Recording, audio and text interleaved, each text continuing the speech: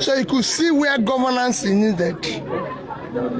Governance is not needed in urban areas, where we have a critical need to show that government exists and care for our citizens' welfare is in rural areas.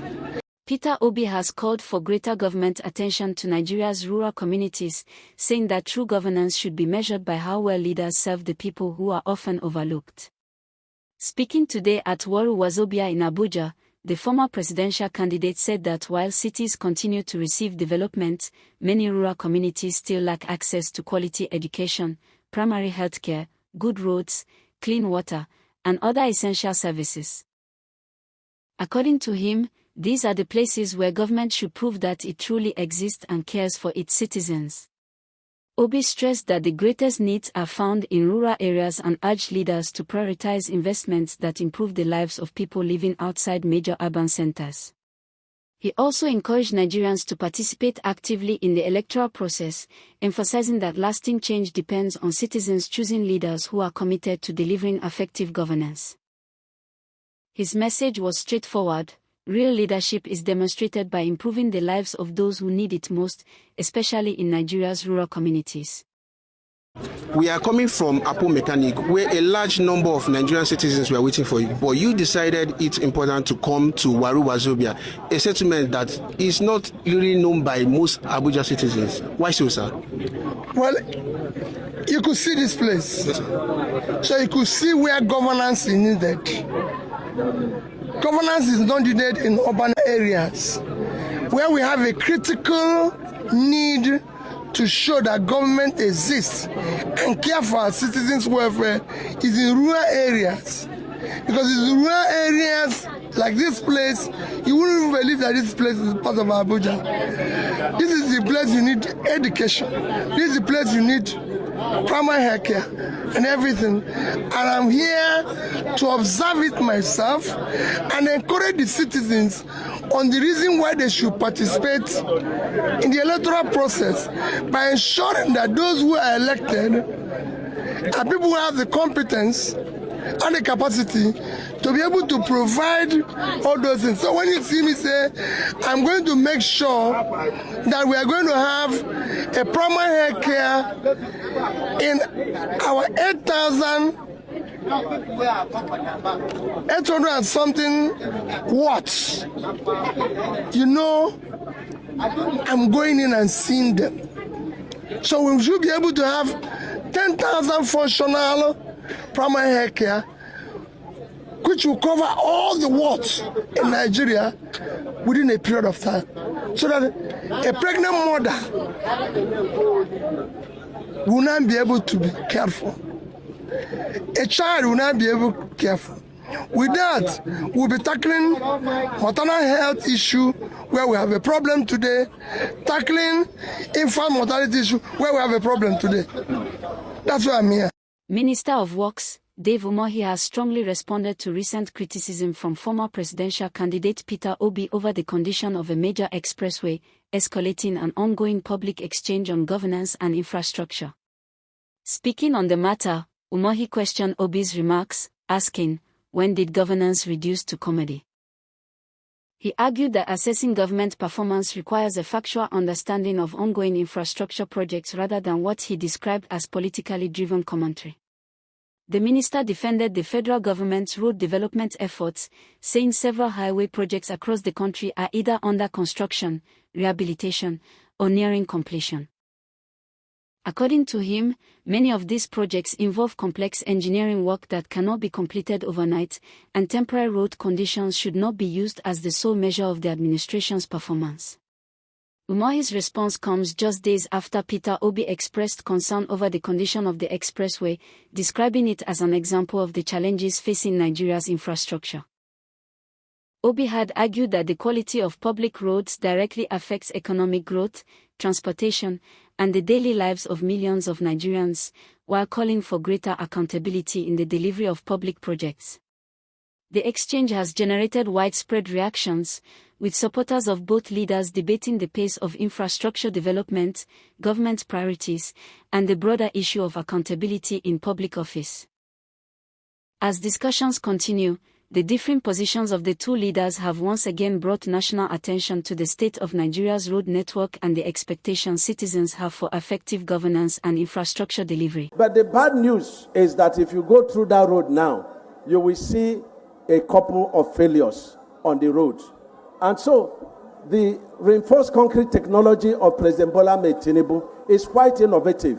And I feel so sad, when my brother, the former governor of Anambra State, who should know what administration is, what governance is. I saw in social media where he got to a point where the road is bad and he snapped it. And, so when did, governance reduce to comedy? And so he was attacking my integrity and personality. And I'm always ready, for a debate. I'm always ready to disaggregate the cost, unit cost of, concrete, and to debate with him. And so I feel so sad because governance is the responsibility of everybody.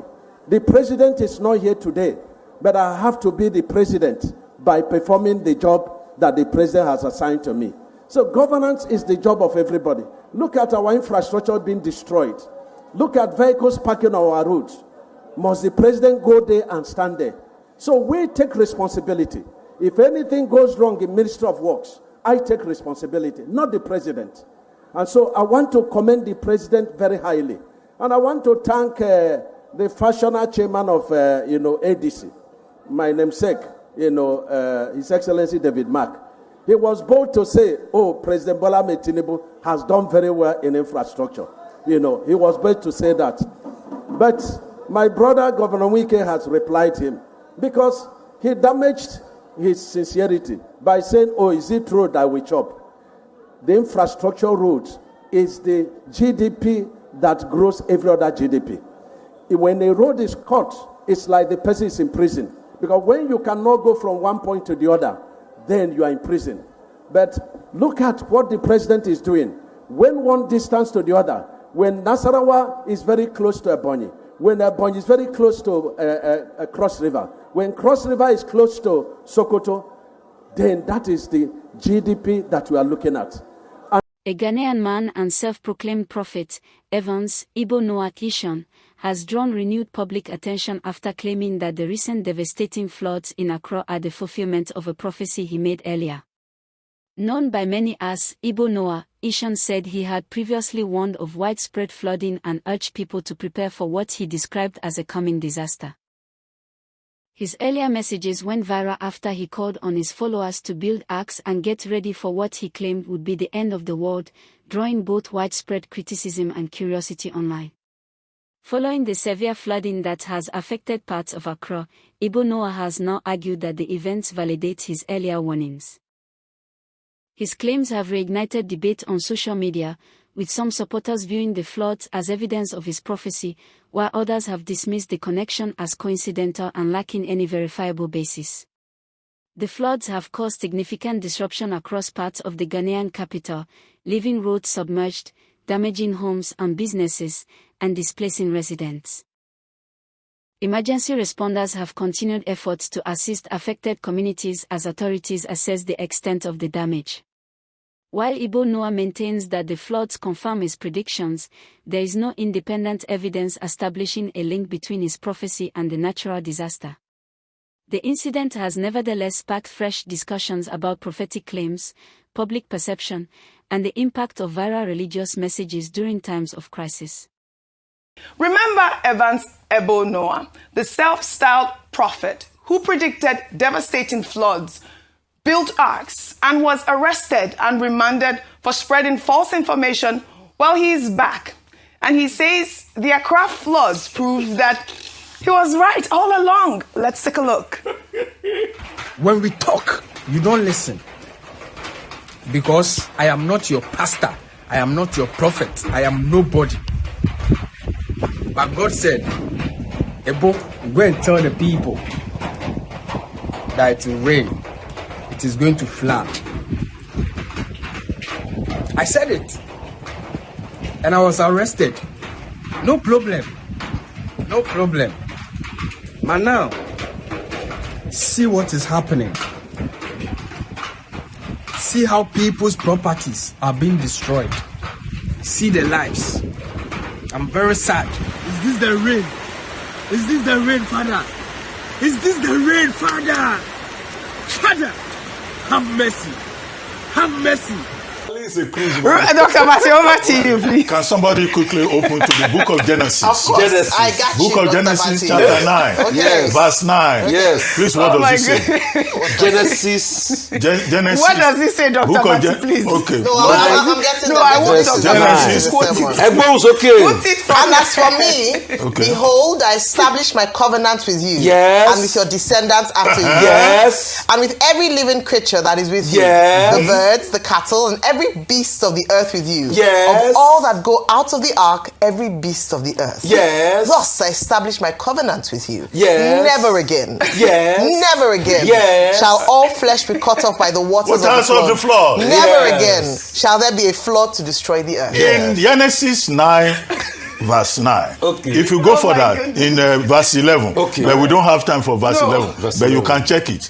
The Lord himself Yes. entered into a covenant with Noah and with all of humanity that he will not destroy the world again with flood. And as a sign of that covenant, there was the rainbow. As a sign of that covenant. So this Rainbow. Pastor Abel is a perfect illustration of what we have always said. That many of these pastors, Right. they don't know the Bible. Anybody, even This- when he was arrested before, he's not even They don't know the Bible. They arrested. just talk. All right. The age of charlatanism. All right. That is where we have found ourselves. All right, Doctor. preach, Dr. Matthew. Always Dr. Matthew. enlightening to hear from Dr. Matthew. Challenge a content creator. You don't tell you say be pastor. Challenge don't tell you say be pastor. right. Na content creator. You don't tell you say be prophet. All right, very well said. Age of